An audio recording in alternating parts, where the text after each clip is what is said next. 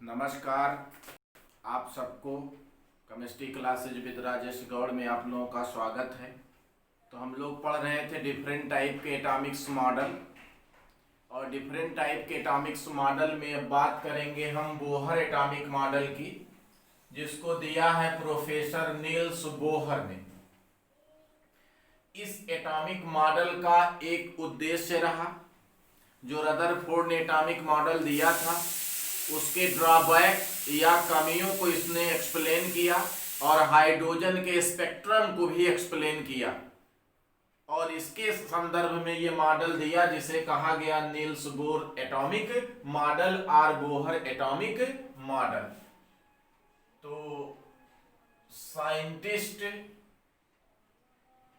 Bohr, Niels Bohr in 1913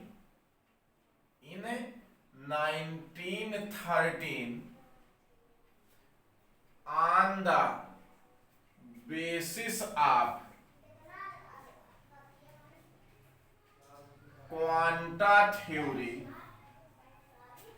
of Planck के quanta theory पर explain the drawback of Rutherford and spectrum of hydrogen,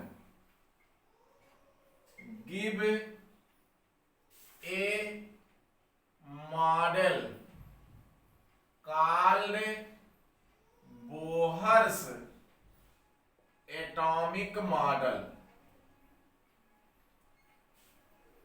तो क्या है आपका बोहर एटॉमिक मॉडल? बोहर ने प्लांक के क्वांटा थ्योरी पर के बेस पर इन्होंने रदरफोर्ड के ड्रॉबैक का एक्सप्लेनेशन किया, और इस हाइड्रोजन के स्पेक्ट्रम का एक्सप्लेनेशन किया, और इसे शो किया, प्रस्तुत किया एक मॉडल के रूप में, जिसे कहा गया है आपका बोहर एटॉमिक मॉडल। आप यहां लिख लेते हैं following point of in this model. इस मॉडल में निम्नलिखित पॉइंट है, इस मॉडल में निम्नलिखित महत्वपूर्ण पॉइंट है, और इन पॉइंटों में आप बात करते हैं पॉइंट फर्स्ट की। Electron moving very fast surround the nucleus,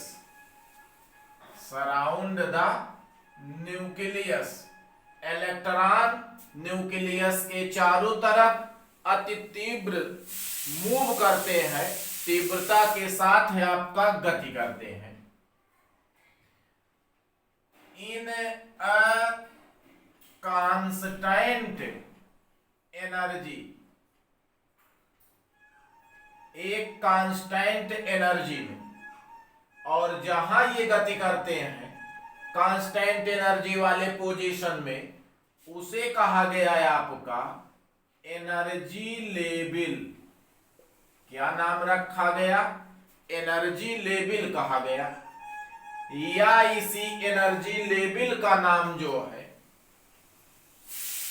ये है आपका energy level,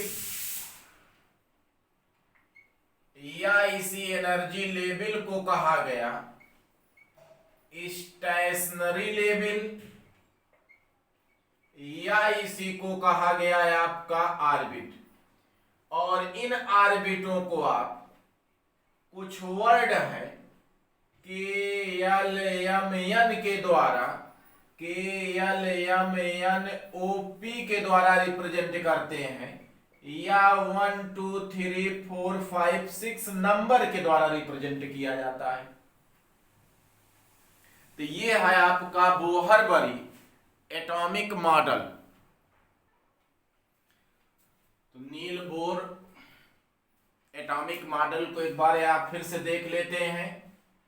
quanta theory, Planck के क्वांटा थ्योरी पर बेस्ड इन्होंने रदरफोर्ड के ड्रॉबैक को और हाइड्रोजन के स्पेक्ट्रम को एक्सप्लेन करने के लिए एक मॉडल दिया जिसे कहा गया Bohr atomic model. Professor Niels Bohr in 1913 on the basis of quanta theory or Planck explain the drawback of Rutherford and spectrum of hydrogen, given a model called a Bohr atomic model. Some many important following point in this model. First है आपका electron moving very fast surround the nucleus at या in constant energy called energy level, or stationary level, or orbit, or cell represented by word KLMNOP and आपका number है 1 2 3 4 5। और किसी भी energy level या stationery level या orbit में electron तब तक ही मूव करेंगे जब तक कि एनर्जी का एक्सक्रीशन या एब्जॉर्प्शन नहीं होता है। यदि एक्सक्रीशन और एब्जॉर्प्शन होने लगता है तो ये जो है एक कांस्टेंट ऑर्बिट में इलेक्ट्रॉनों का मूविंग जो है ये पॉसिबल नहीं है, ये अप डाउन होने लगेगा, हायर एनर्जी लोअर एनर्जी में ये जाने लगेंगे। अब देखते हैं हम पॉइंट सेकंड, बात सेकंड पॉइंट की करते हैं। अब ये यहां पर देखते हैं कि ये एटम है आपका, इसका ये न्यूक्लियस है। बोहर-बरी ने सेकंड पॉइंट में बताया कि इलेक्ट्रॉन न्यूक्लियस के चारों तरफ फिक्स्ड ऑर्बिट में इलेक्ट्रॉन जो है मूव करता है, इसका एंगुलर मोमेंटम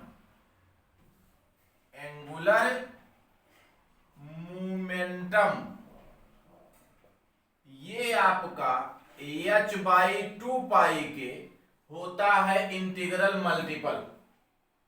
इलेक्ट्रॉन उन्हीं ऑर्बिटों में मूव करेंगे जिनका एंगुलर मोमेंटम h/2 पाई के इंटीग्रल मल्टीपल होता है।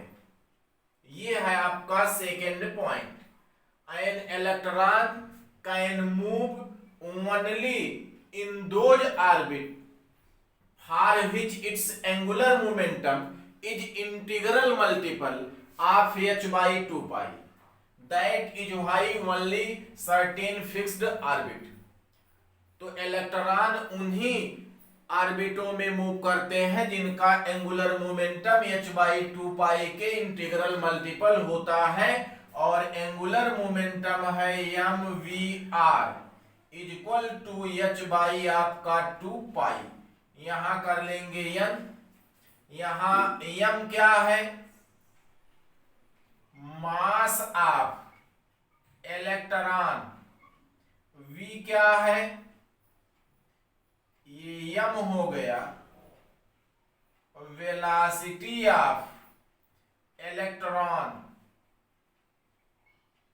r क्या है, radius of atom, n represent करता है प्रिंसिपल क्वांटम नंबर को, h is equal to Planck constant और इसकी वैल्यू फिक्स है 6.623 इंटू 10 पावर -34 जूल सेकेंड और 2 पाई कांस्टेंट है। तो उसी ऑर्बिट में इलेक्ट्रॉन मूव करेगा जिसका angular momentum means mvr h/2 पाई के इंटीग्रल मल्टीपल होता है। ये सेकंड में बताया। पहला बताया आपका इलेक्ट्रॉन न्यूक्लियस के चारों तरफ, इस चारों तरफ जहां मूव करते हैं उसका नाम ऑर्बिट है, एनर्जी लेवल है, स्टेशनरी लेवल है जिसे KLMNO आदि वर्ड और नंबर 1 2 3 द्वारा रिप्रेजेंट करते हैं। बात करते हैं इसके बाद हम लोग थर्ड पॉइंट की। तो थर्ड में क्या है इसे, तो थर्ड पॉइंट में बात करते हैं हम लोग। ये थर्ड पॉइंट क्या है, यहां हम ये बना लेते हैं एटम। एटम का ये है आपका न्यूक्लियस, ये पहला ऑर्बिट के, दूसरा एल। तो यहां बनाया गया है आपका के और एल। थर्ड में इन्होंने बताया कि जब इलेक्ट्रॉन किसी स्टेबल ऑर्बिट से दूसरे स्टेबल ऑर्बिट में जाता है तो एनर्जी का या तो एब्जॉर्प्शन होता है, एक्सकर्शन या एमिशन होता है। तो यहां हम देख रहे हैं कि ये आपका ऑर्बिट फर्स्ट है, इलेक्ट्रॉन ये है आपका। इस इलेक्ट्रॉन को दिया जाता है एनर्जी, एनर्जी को ये एब्जॉर्ब करता है। एनर्जी को क्या कर रहा है, एब्जॉर्ब। यहां लिख लेते हैं एब्जॉर्ब ऑफ एनर्जी।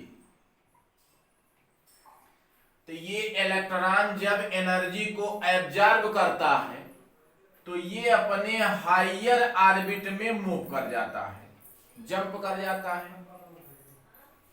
तो अगर लोअर ऑर्बिट से हायर एनर्जी में जंप करना है तो वहां पर एनर्जी का एब्जॉर्प्शन होता है, लोअर टू हायर। तो यहां लोअर टू हायर जा रहा है, इसका मतलब है एनर्जी का एब्जॉर्प्शन हो रहा है।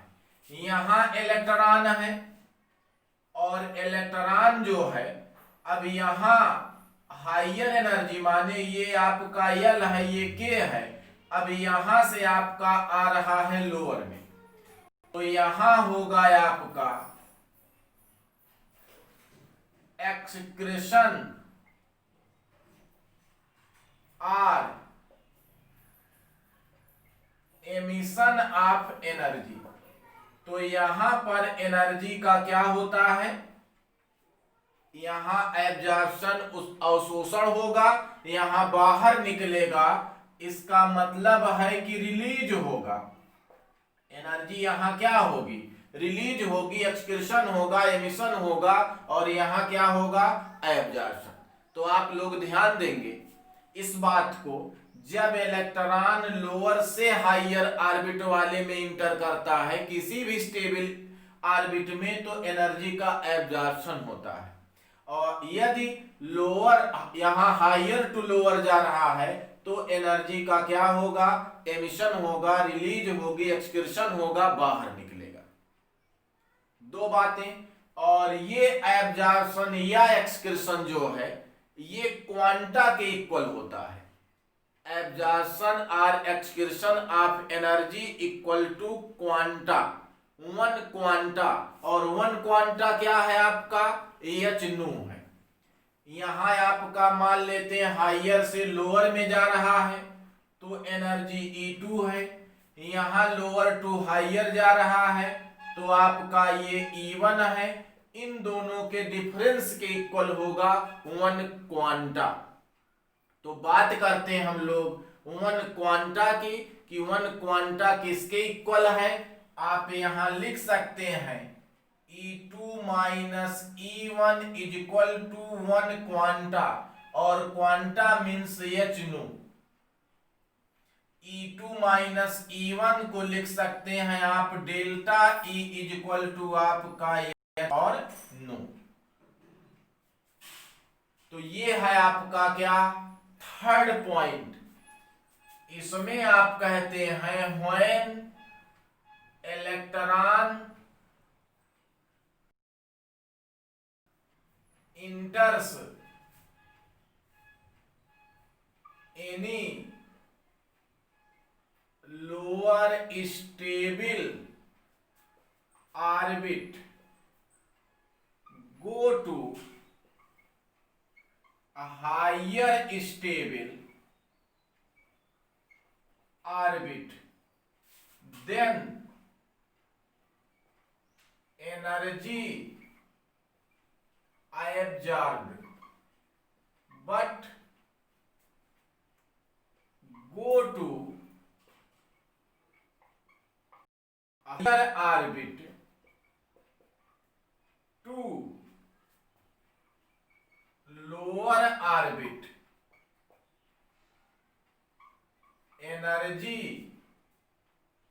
Release or excreted. और खास बात है आपका, यदि आपका इलेक्ट्रॉन एक स्टेबल ऑर्बिट लोअर से हायर में जा रहा है तो एनर्जी का एब्जॉर्प्शन होगा, यदि हायर टू लोअर जा रहा है तो एनर्जी रिलीज होगी या एक्सक्रीटेड होगा, जैसा कि यहां फिगर में दिखाया गया है।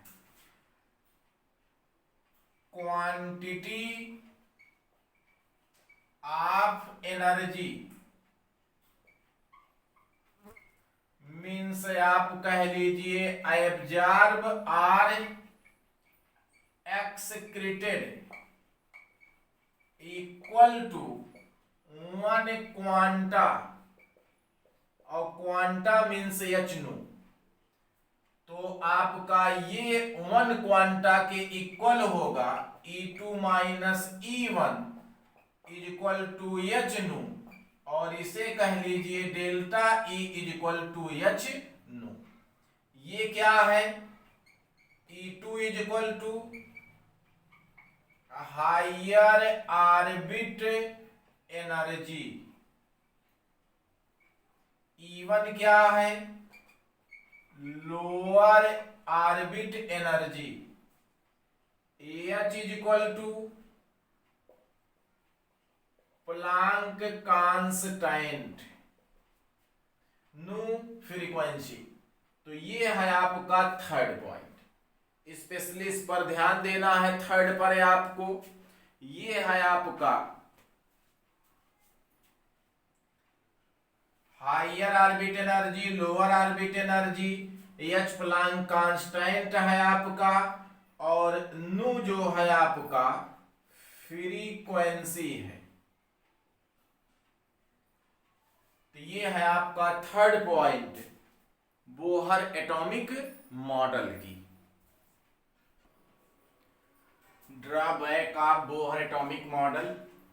एटॉमिक मॉडल जो बोहर ने दिया, इसके तमाम असफलताओं का कारण रहा, तमाम ड्रॉबैक रहे। इन्होंने केवल हाइड्रोजन और इसके समान आयनों का एक्सप्लेन किया इस मॉडल के द्वारा। First specially explain hydrogen and it's same type of ions like helium lithium, इसी का इसके द्वारा एक्सप्लेन किया गया। More than one electron, more than one electron does not explain, अगर एक से ज्यादा इलेक्ट्रॉन जिसमें हो गया उसका एक्सप्लेनेशन नहीं कर पाया। Second, virgin of minute line of hydrogen atom, इन्होंने हाइड्रोजन के बहुत सूक्ष्म रेखाओं को कैसे उत्पत्ति हुई, उसकी तीव्रता इंटेंसिटी पर क्या इफेक्ट पड़ा, उसको भी एक्सप्लेन नहीं कर पाए।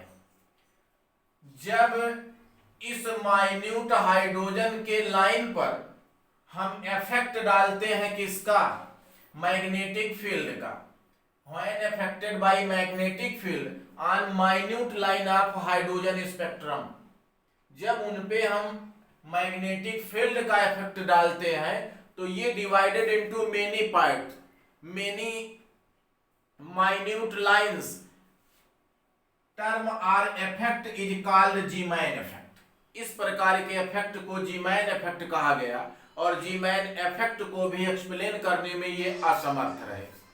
तो ये सब ड्रॉबैक थे बोहर एटॉमिक मॉडल के।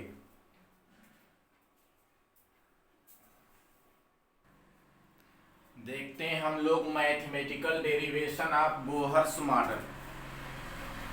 तो यहां पर हम मान लेते हैं इलेक्ट्रॉन का मास m है, वेलोसिटी v है, रेडियस r है, इलेक्ट्रॉन का चार्ज -e है, न्यूक्लियस पे जो चार्ज है आपका वो यहां पर हमने प्लस लिख लिया है, और इसके चार्ज को हम रिप्रेजेंट करते हैं आपका Ze+ के द्वारा।